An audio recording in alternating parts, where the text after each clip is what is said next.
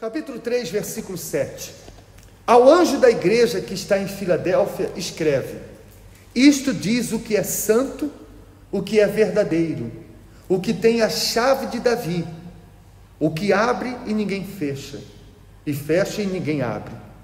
Conheço as tuas obras, e eis que adiante de ti pus uma porta aberta, e ninguém a pode fechar.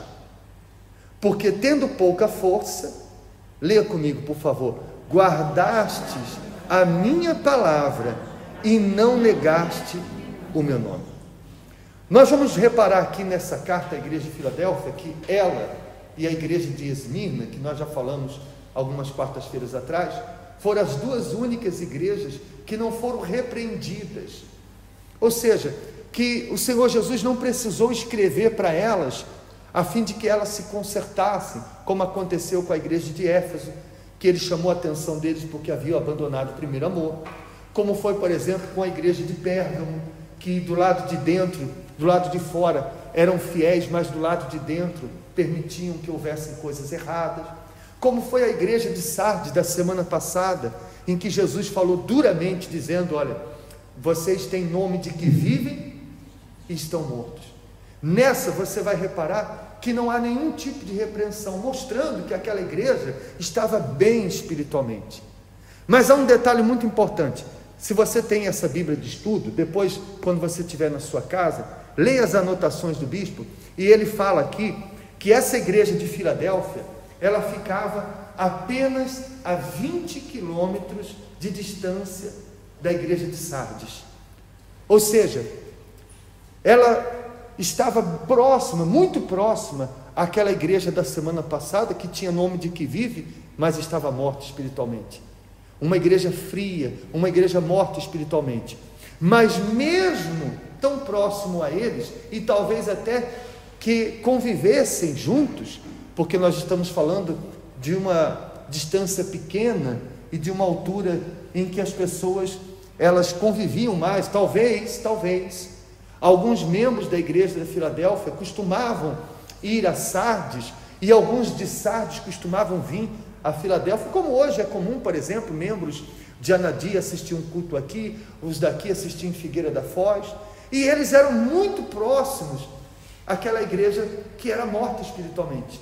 Mas mesmo sendo próximos a ele, mesmo convivendo com eles, eles não deixaram se contaminar com a malícia, com o esfriamento daquelas pessoas, convivendo com eles, mas sem deixar a sua essência, sem perder a sua comunhão com Deus, coisa que muitas pessoas não são capazes de fazer hoje. Você veja que hoje há pessoas que, se ela está com incrédulo, e se ela trabalha com incrédulo, se ela estuda com incrédulo, ela começa a absorver hábitos, pensamentos, costumes daqueles incrédulos. Muitas pessoas até dão desculpa quando caem, quando se esfriam, dizendo: sabe como que é, pastor, eu trabalho com incrédulo o dia inteiro, eu acabei caindo, acabei me envolvendo, acabei me contaminando. Pessoas que às vezes convivem com pessoas maliciosas, que falam mal da igreja, que falam dos dízimos, das ofertas, e acabam absorvendo aquela malícia, e com o tempo passaram a ficar tão maliciosos quanto eles. Mas isso não é razão para a pessoa ela perder a sua pureza, perder o seu temor, porque a igreja de Filadélfia não se deixou contaminar, e é exatamente isso que Jesus espera de cada um de nós. Porque imagine, vamos pensar da seguinte forma: quando a gente vê a Bíblia, a gente observa que Abraão, nos seus dias, ele vivia, por exemplo, num mundo de idolatria, numa altura em que haviam pessoas que não serviam a Deus, mas mesmo assim, isso não impediu ele de ser amigo de quem? De Deus.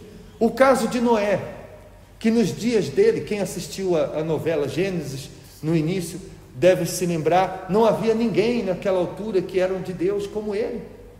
E mesmo no mundo onde não havia ninguém convertido, um mundo promíscuo, um mundo idólatra como o que ele viveu, ele não se contaminou. Está escrito que Noé andava com Deus, vivia vivia no mundo de corrupção, vivia no mundo cheio de incrédulos e idolatria, mas não vivia na idolatria, na incredulidade. Como nós falamos há minutos atrás, ele de fato era a diferença, era a luz no meio das trevas, era o sal no meio de um mundo sem sabor algum. Entende sim ou não? Foi, por exemplo, o caso de Jó, que perdeu tudo, e todo mundo ao seu redor, inclusive seus amigos, picando ele para que ele blasfemasse contra Deus, querendo colocar ele contra Deus, mas Jó manteve o seu temor, não se desviou, não se contaminou com aquelas palavras. Então, é o mesmo que nós devemos fazer hoje, e não absorver a malícia, a incredulidade de quem está ao nosso redor. Tem que ser o contrário. Se alguém tem que absorver alguma coisa, são eles que têm que absorver a nossa fé, que foi o que Jesus fez quando veio ao mundo.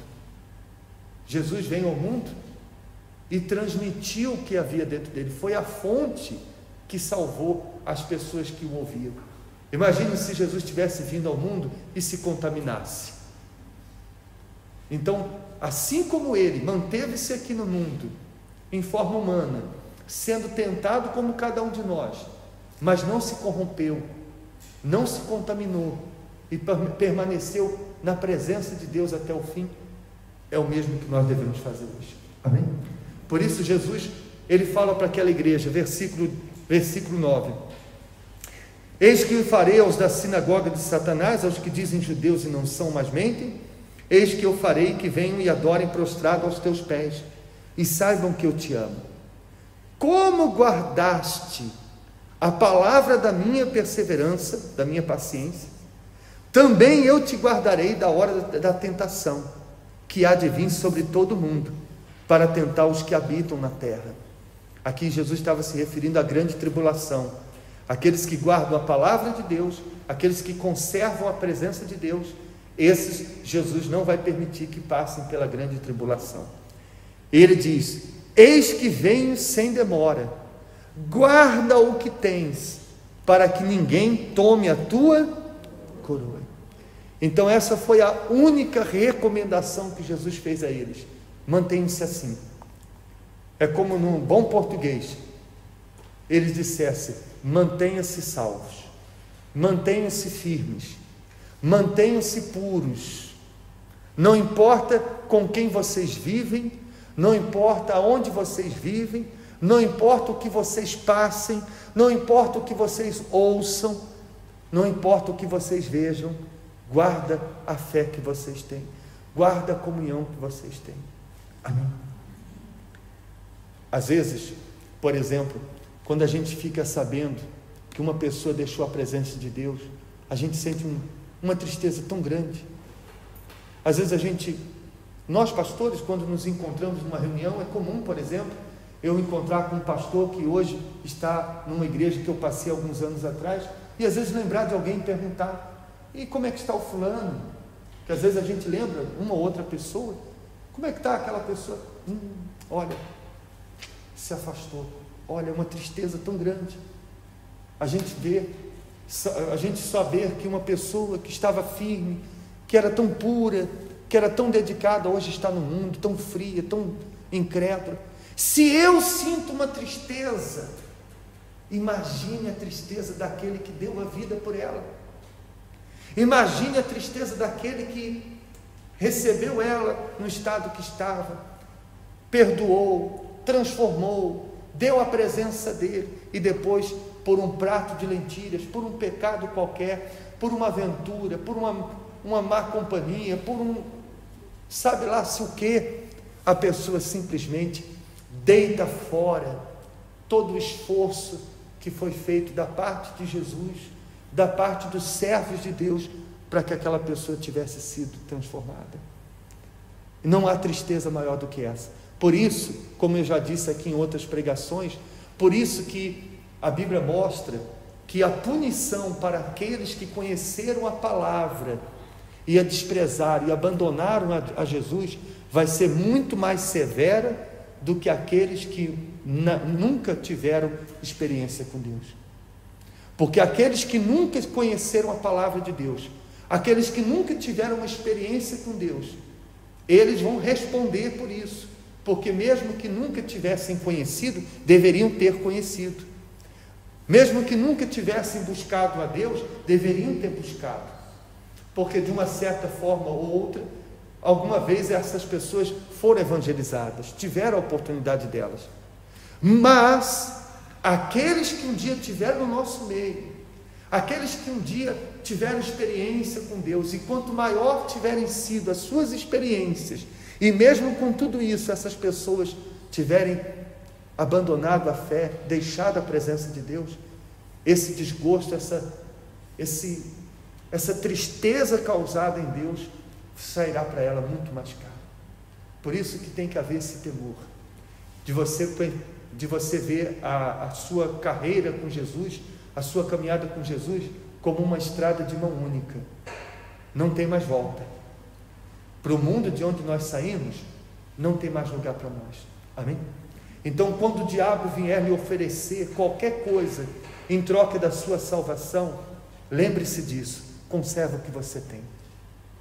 Às vezes é melhor perder uma amizade do que perder a salvação, é melhor perder um emprego, é melhor perder um namorado, uma namorada, é melhor perder qualquer coisa, até a própria vida, do que perder a salvação, porque nada é mais importante e precioso do que a salvação. Você não vê Deus na sua palavra dizendo: olha, conserva a sua casa, conserva o seu carro, conserva o seu emprego, conserva as suas amizades, conserve isso. Não, a única coisa que Deus fala para a gente guardar e conservar é a nossa salvação, porque essa sim ninguém pode tomar, amém? Então ele termina dizendo: ao que vencer, ao vencedor, eu farei coluna no templo do meu Deus, e dele nunca sairá. Escreverei sobre ele o nome do meu Deus, e o nome da cidade do meu Deus, a nova Jerusalém, que desce do céu do meu Deus, e também o meu novo nome. Quem tem ouvidos, ouça o que o Espírito diz às igrejas. Em todas as 7 cartas, ele termina dizendo da mesma forma: ao vencedor. Porque o vencedor, para Jesus, não é como o vencedor para o mundo. Para o mundo, o vencedor é aquele que conquista mundos e fundos. Para Jesus, o vencedor é aquele que vence o pecado, é aquele que vence o tempo, é aquele que vence os maus olhos, vence a malícia, vence as tentações. Porque muitas pessoas na igreja têm fé para conquistar mundos e fundos, e por isso os demais membros olham para eles e dizem: olha, esse membro é um membro vencedor, está sempre dando testemunho. Mas se ele não vence o pecado, para Deus ele é um perdedor. Ele pode vencer e ser um vencedor para as pessoas, por causa dos testemunhos que dá, das conquistas que dá, mas aos olhos de Jesus, aquela vovozinha que está há tantos anos na igreja, com o coração limpo, com bons olhos, com temor, é mais vencedora do que aquele que dá tantos testemunhos, mas não vence os maus olhos, não vence a malícia, não vence o pecado, não vence o tempo, porque tem gente que era uma coisa e com o passar do tempo virou outra. Então, não importa o que você tiver que vencer para manter-se salvo, o reino dos céus é o lugar para vencedores, para aqueles que vencem qualquer coisa que tiver que vencer para chegar até lá, amém? Eu quero ser esse vencedor, e você? Então fiquem de pé, por favor, em nome de Jesus. Feche os seus olhos.